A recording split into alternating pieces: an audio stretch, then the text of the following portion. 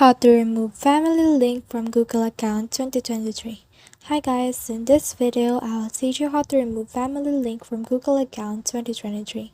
So if you want to learn how it's done, just watch this video until the very end. It's just really quick and simple, so let's go. So to do that, let's head over to our Play Store. And then from in here, just click on this profile icon.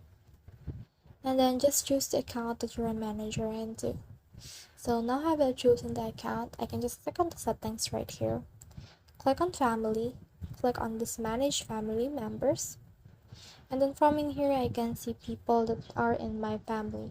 So what I can do is I can just click on their name and I can cancel invitation, or I can see the button for remove them. So just click on the button, and then after you have clicked on that, they will be removed to your family. So that's the whole process. I hope this video helped you to remove family link from Google account. If you have questions or comments, kindly put in the comment section below. And if not, don't forget to subscribe and like. Thanks.